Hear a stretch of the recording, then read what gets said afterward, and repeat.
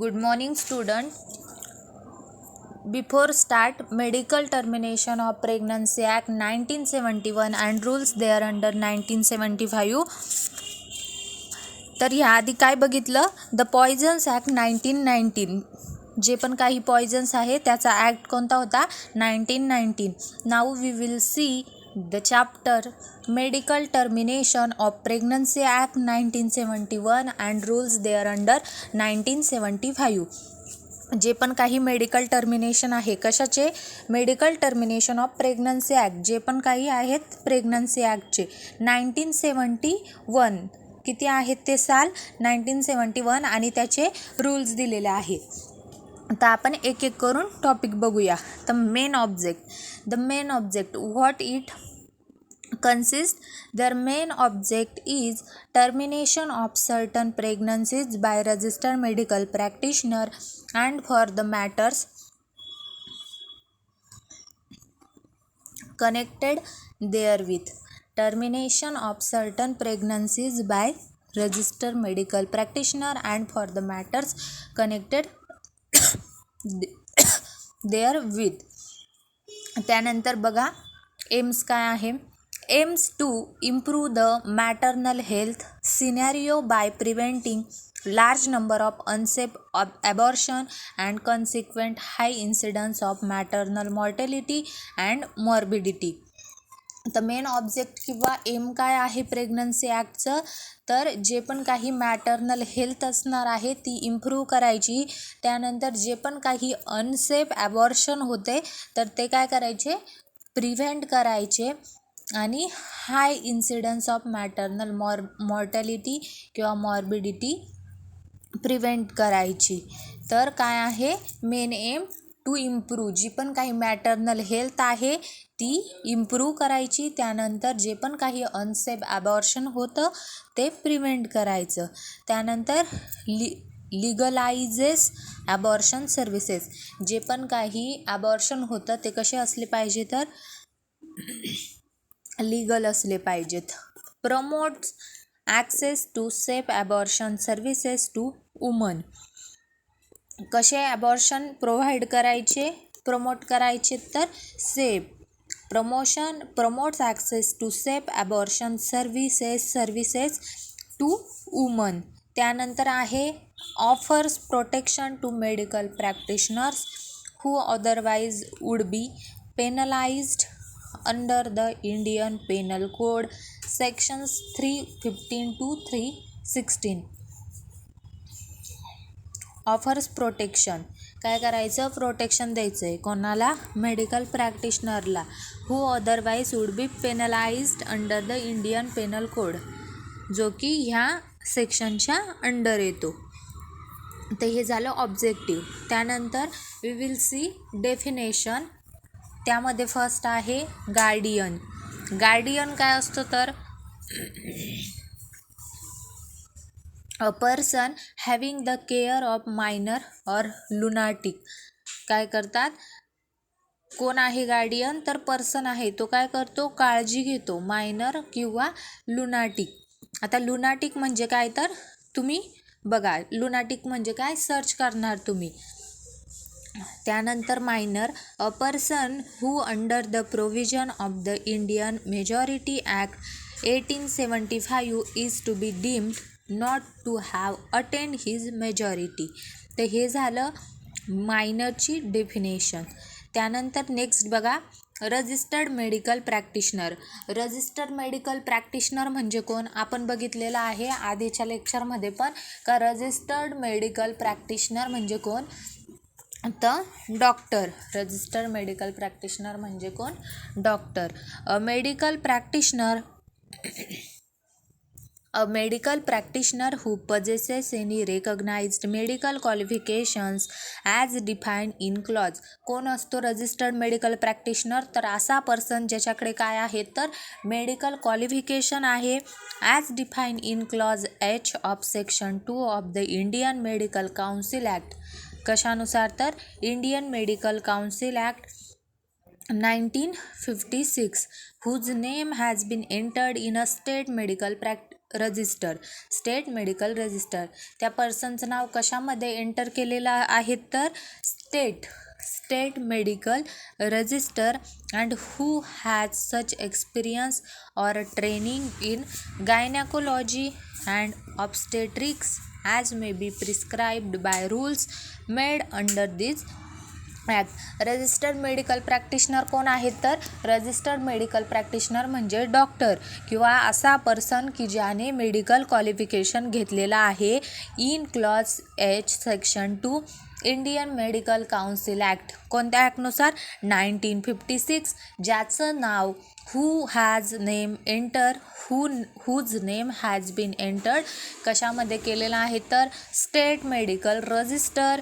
And who has such experience, आणि त्याला experience आणि काय असणार आहेत तर एक्सपिरियन्स किंवा ट्रेनिंग कशामध्ये in gynaecology and obstetrics as may be prescribed by rules made under this act. आता ऑब्स्टेट्रिक्स म्हणजे काय तर ऑब्स्टेट्रिक्स म्हणजे प्रसूतीशास्त्र. तर त्या पर्सनचं नाव किंवा त्या पर्सनला कशाचा एक्सपिरियन्स किंवा ट्रेनिंग असली पाहिजे तर gynaecology and obstetric may be prescribed by the rules made under this act. आलं लक्षात? हे झालं definition of register medical practitioner. कसल्या डेफिनेशन बघितल्या आपण आत्तापर्यंत तर काय बघतो आहे आपण medical termination of pregnancy act 1971 and rules thereunder 1975. त्याचा ऑब्जेक्ट बघितला आपण, त्यानंतर त्याचं एम बघितला डिटेलमध्ये, त्यानंतर डेफिनेशन बघितली, गार्डियन काय असतं, त्यानंतर मायनर काय असतं, रजिस्टर मेडिकल प्रॅक्टिशनर काय आहे, त्यानंतर नेक्स्ट आहे प्लेस. तर प्लेस काय आहेत तर बघा it is a building, tent, vehicle or vessel or part thereof used for the establishment or maintenance there in of hospital or clinic which is used or intended to be used for the termination of pregnancy. प्लेसमध्ये काय आहे, कसं ठिकाण असलं पाहिजे तर it is a building, tent काय आहे बिल्डिंग आहे, व्हेकल काय आहे वाहन आहे, or vessel or part thereof used for establishment or maintenance there in of hospital किंवा काय clinic which is used or intended to be used for the termination of pregnancy. जे कशासाठी use होणार तर प्रेग्नन्सीसाठी यूज होणार. त्यानंतर आहे honour. ऑनरमध्ये बघा काय आहे तर फर्स्ट ऑनरची डेफिनेशन काय दिलेली आहे त्यांनी in relation to place means any person who is administrative head or otherwise responsible for the working or maintenance of such hospital or clinic.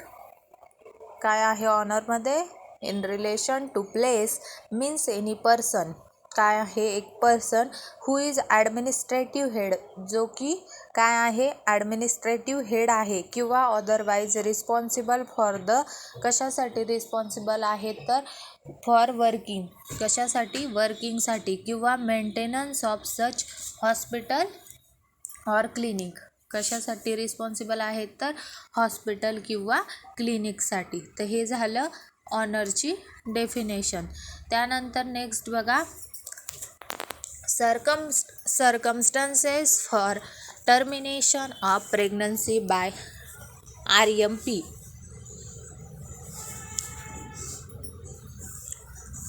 कोणता पॉईंट बघतो आहे आपण आता circumstances for termination of pregnancy by RMP. RMP म्हणजे register medical practitioner. Registered medical practitioner म्हणजे काय तर असा पर्सन की ज्याच्याकडे मेडिकल क्वालिफिकेशन आहे किंवा त्याला कसला एक्सपिरियन्स किंवा कसली ट्रेनिंग दिलेली आहे तर प्रेग्नन्सी, गायनॅकोलॉजी आणि ऑब्स्टेट्रिक्स. आपण आताच रजिस्टर्ड मेडिकल प्रॅक्टिशनरची डेफिनेशन बघितली. तर आता बघा circumstances for termination of pregnancy by RMP. त्यामध्ये फर्स्ट पॉईंट आहे pregnancy is not more than 12 weeks old. 12 weeks म्हणजे किती झालेत? 4 month. Pregnancy is not more than किती नसली पाहिजे, तर जी पण काही प्रेग्नन्सी आहे तर ती 12 वीक्सपेक्षा ओल्ड नसायला हवी. त्यानंतर त्याचे कंडिशन्स बघा. त्याचे कंडिशन्स काय आहे? सिरियस इंजुरी टू फिजिकल और mental health of the woman and second child to be born would be seriously handicapped. त्यांनी फर्स्ट पॉईंटमध्ये काय कंडिशन्स दिलेल्या आहेत? प्रेग्नन्सी कशी नसायला पाहिजे, तर 12 वीक्सपेक्षा ओल्ड नसायला पाहिजे. मग कंडिशन फर्स्ट काय दिली आहे? Serious injury to physical. काय होऊ शकतं? फिजिकल किंवा मेंटल हेल्थ कोणाची? वुमनची सिरियस इंजुरी होऊ शकते. And child to be born would be seriously handicapped. आणि जो पण काही चाइल्ड असणार आहे तो कसा बॉर्न होऊ शकतो? सिरियसली त्याला हँडिकॅप्ड होऊ शकतो. त्यानंतर सेकंड बघा, मोर than 12 weeks but less than 20 weeks.